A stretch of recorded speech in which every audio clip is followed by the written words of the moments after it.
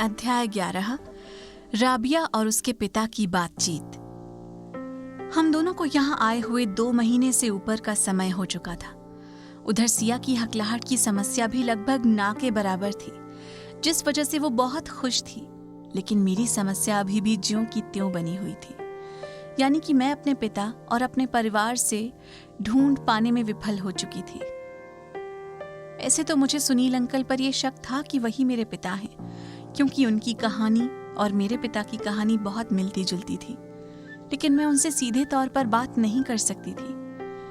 एक दिन हम दोनों बैठकर बातें कर रहे थे कि तभी सुनील अंकल हमारे कमरे में आ गए और हमारे पास आकर बैठ गए। उन्होंने सिया को कहा, सिया, अब तुम्हारा यहाँ से जाने का समय हो चुका है और तुम्हारी हकलाहट की समस्या भी लगभग खत्म हो चुकी है।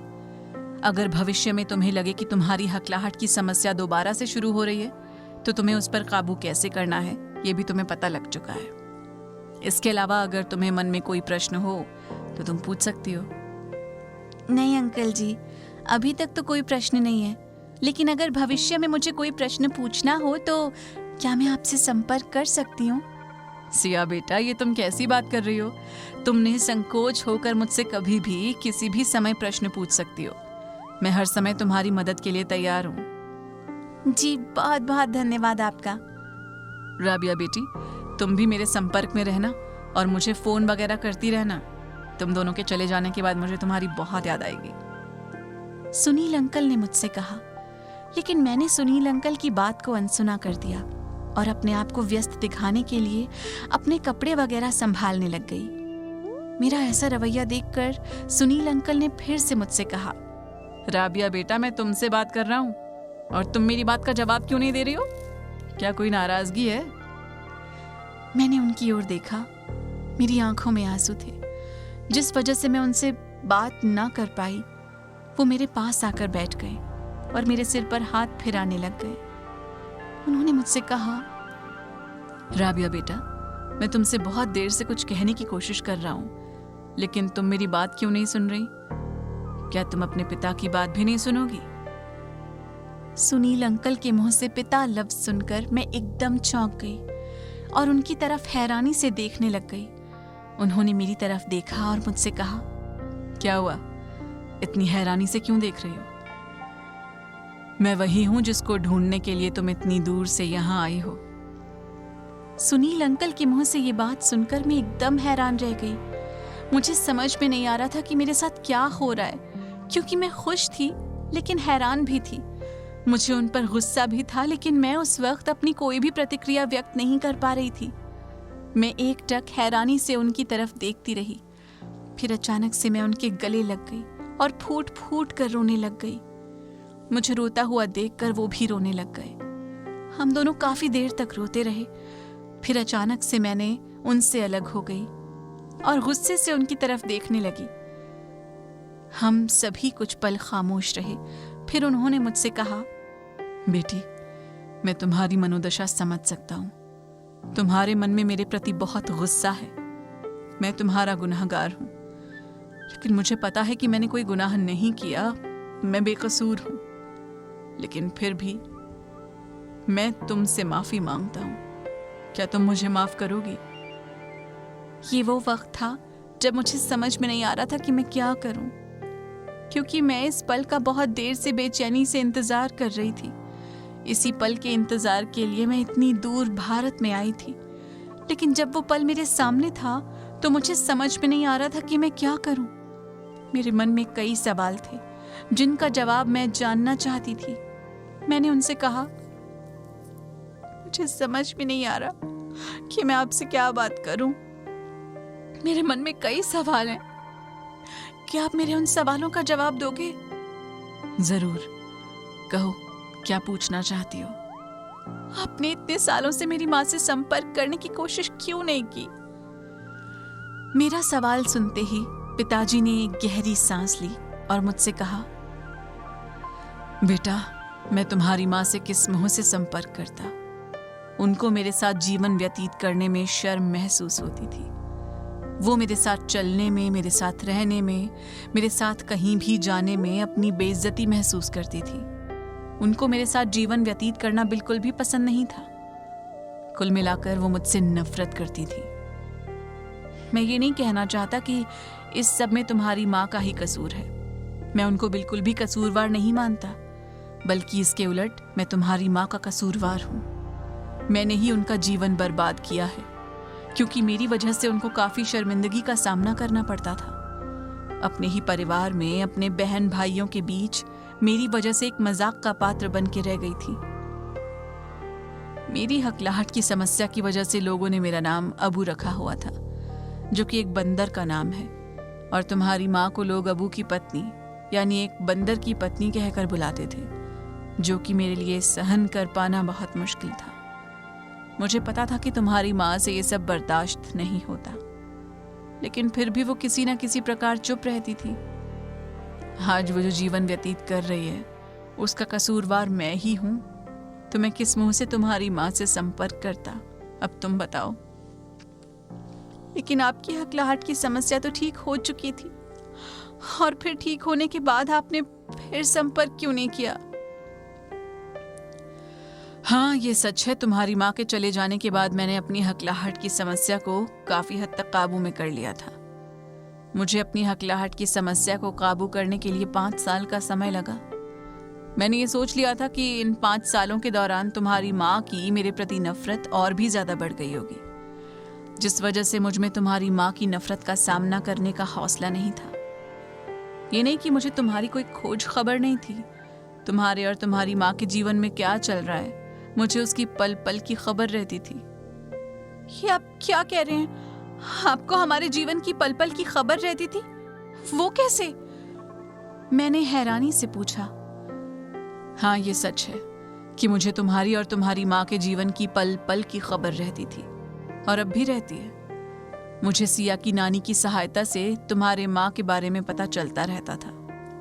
आप झूठ बोल रहे हैं, क्योंकि अगर ऐसी बात है तो आपको सिया की हकलाहट की समस्या के बारे में पहले से ही पता होता। हाँ, मुझे सिया की हकलाहट की समस्या के बारे में पहले से ही पता था।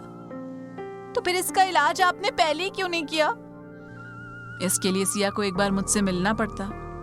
मैं उससे मिलकर ही उसकी हकलाहट की समस्या को समझ सकता था, और उसके बाद ही मैं उसका इलाज कर सकता था।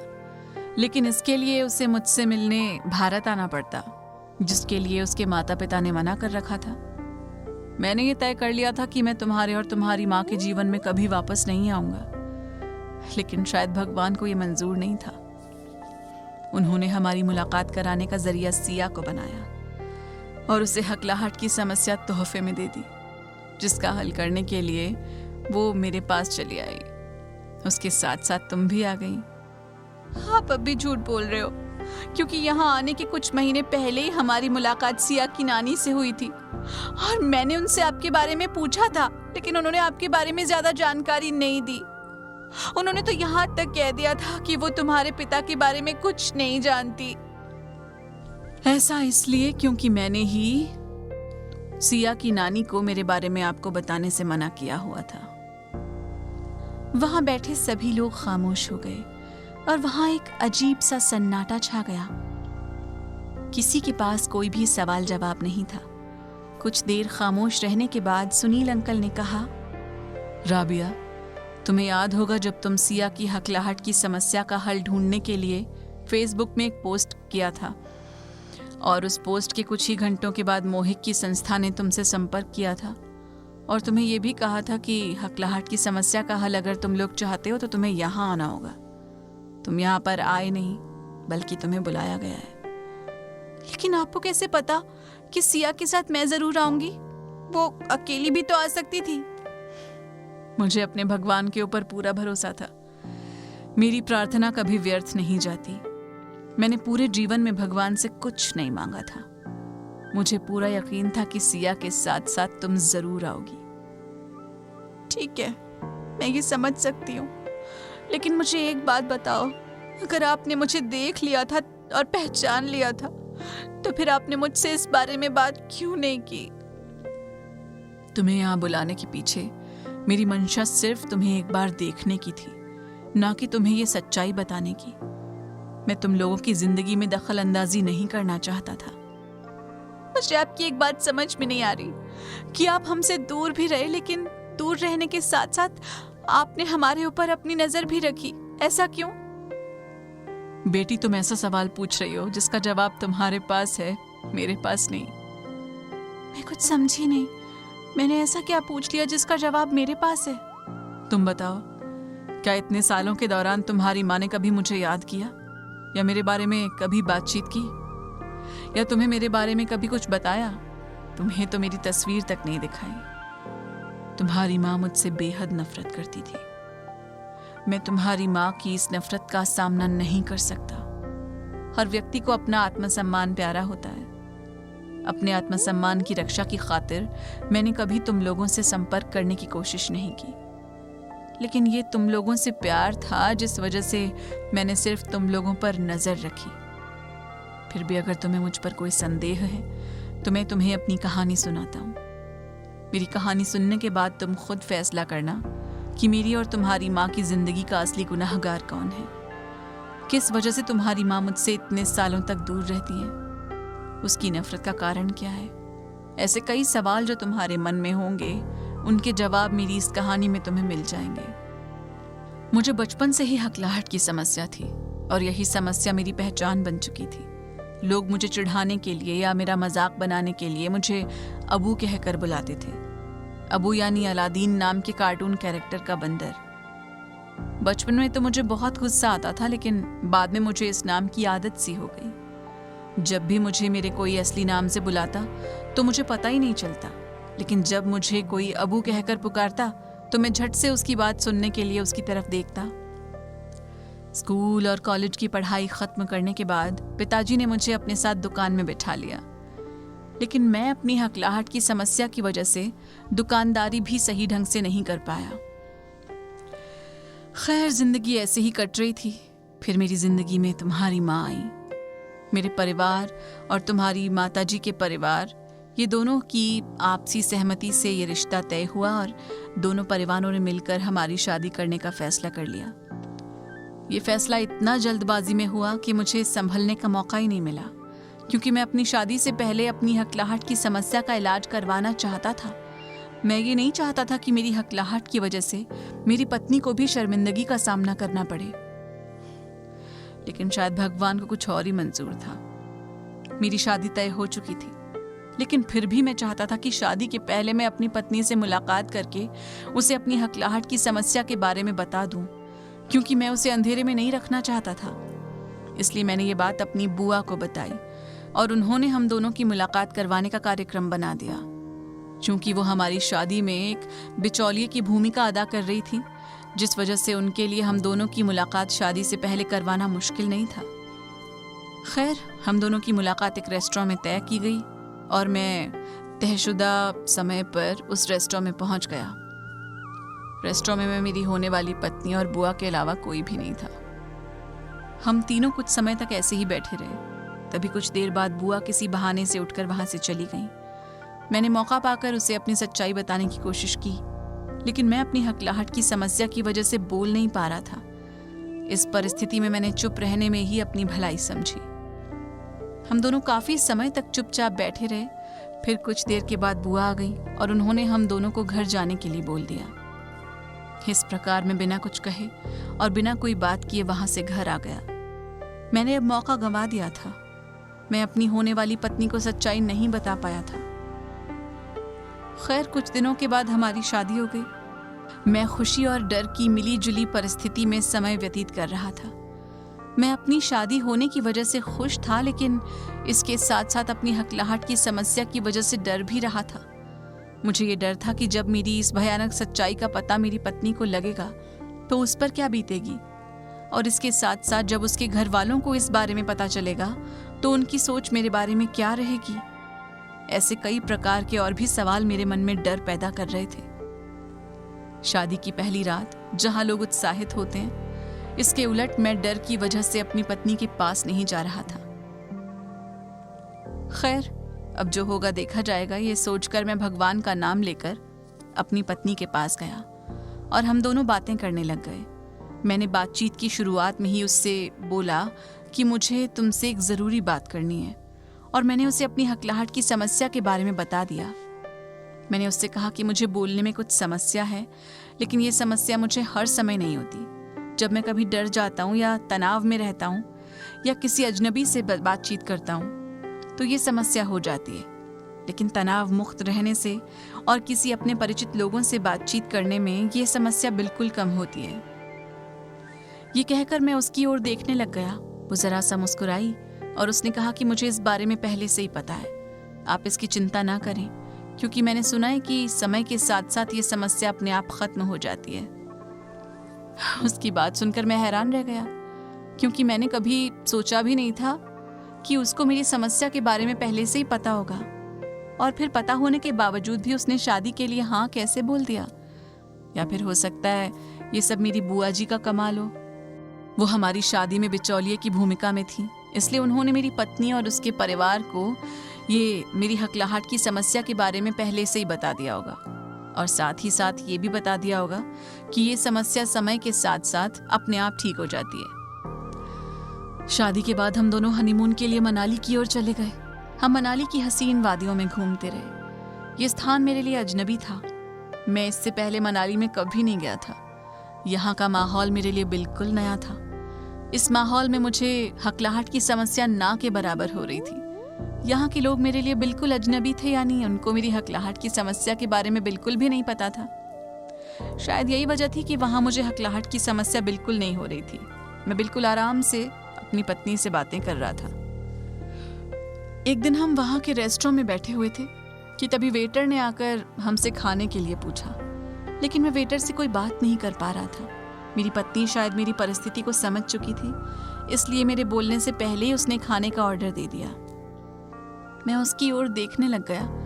ये पहली बार था जब मैंने अपने आप को अपनी पत्नी के सामने बेबस और लाचार पाया था। मुझे लगा था कि इस परिस्थिति में वो मुझसे जरूर झगड़ा करेगी और मुझसे नाराज होकर अपने कमरे में चली जाएगी, लेकिन ऐसा कुछ नहीं हुआ। उसने मेरे हाथ पर हाथ रखा और मुझसे कहा कि मैं तुम्हारी दोस्त हूँ और जब भी तुम्हें कभी मदद की जरूरत होगी तुम मुझे सबसे पहले वहां पर खड़ा पाओगे। अपनी पत्नी के मुंह से ये शब्द सुनकर मैं बहुत खुश हुआ और मन ही मन भगवान को धन्यवाद देने लग गया, क्योंकि बचपन से ही मेरी हकलाहट की समस्या की वजह से मेरा कोई दोस्त नहीं था, और जिन कुछ लोगों से मेरा थोड़ी बहुत बोलचाल थी वो मेरी हकलाहट की समस्या की वजह से मेरा मजाक बनाते थे। कुल मिलाकर मैं अपने मन की बात किसी से नहीं कह पाता था, लेकिन आज भगवान ने मेरी सुन ली और मुझे पत्नी के रूप में एक दोस्त भेज दिया जिससे मैं अपने मन की बात कह सकता था। लेकिन शायद इस समाज को ये सब मंजूर नहीं था, क्योंकि मेरी हकलाहट की समस्या की वजह से मेरा मजाक तो बनता ही था, अब मेरे साथ साथ मेरी पत्नी का भी मजाक बनने लग गया था। जब मेरी पत्नी के मायके वालों को ये पता चला कि उसका पति यानी कि मैं बोलते समय हकलाता हूँ, तो वो भी मेरे सामने ना सही लेकिन मेरी पत्नी के सामने मेरा मजाक बनाने लग गए। ये समाज जो मुझे अबू कहकर बुलाता था, अब मेरी पत्नी को अबू की पत्नी कहकर बुलाने लग गया था, जिस वजह से उसका घर से बाहर निकलना शुरू मुश्किल हो गया था, क्योंकि मोहल्ले के लोग भी अब उसे भाभी जी या बहू रानी नहीं बल्कि अबू की पत्नी कहकर बुलाते थे। अबू की पत्नी यानी कि एक बंदर की पत्नी। ये सीधे सीधे मेरी पत्नी की आत्मसम्मान पर एक गहरी चोट थी, जिस वजह से धीरे धीरे मेरी पत्नी की सहनशीलता जवाब देने लग गई और वो बातों बातों में मुझसे झगड़ा करने लग गई। मैं उसकी मनोदशा समझ सकता था, लेकिन मैं चाहकर भी कुछ नहीं कर सकता था, क्योंकि मैं इस समाज में या अपने मोहल्ले वालों का मुंह नहीं बंद कर सकता था। मैं उन्हें अपनी हकलाहट की समस्या का मजाक बनाने से रोक नहीं सकता था, लेकिन अब जो कुछ भी हो रहा था वो बहुत गलत हो रहा था, क्योंकि अब मेरे साथ साथ मेरी पत्नी का भी मजाक बनने लग गया था, जो मेरे लिए अच्छा संकेत नहीं था। मेरी पत्नी किसी न किसी बात पर मुझसे झगड़ा करती और रूठकर मायके चली जाती और मेरे परिवार वाले उसे मनाकर वापस घर ले आते।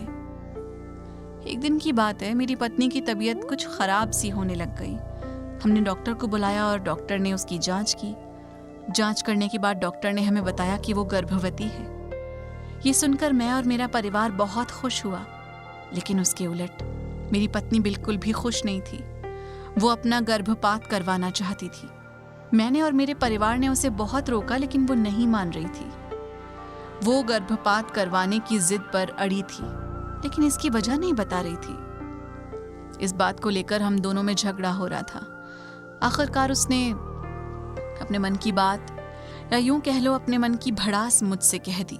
उसने कहा वो इस माहौल में अपने बच्चे को जन्म नहीं दे सकती, क्योंकि जिस प्रकार ये समाज और यहाँ आसपास रहने वाले लोग आपका मजाक बनाते हैं और फिर आपकी वजह से मेरा भी मजाक बनता है।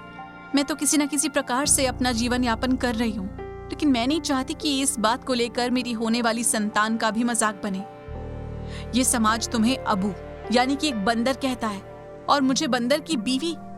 मैं नहीं चाहती कि मेरे होने वाली औलाद को एक बंदर की औलाद कहकर बुलाया जाए और उस बेकसूर का मजाक बनाकर उसका जीना हराम किया जाए। इसलिए आपके सामने अब दो ही रास्ते हैं, या तो मुझे गर्भपात करवाने की इजाजत दो और या फिर मुझे अपनी जिंदगी से दूर जाने दो।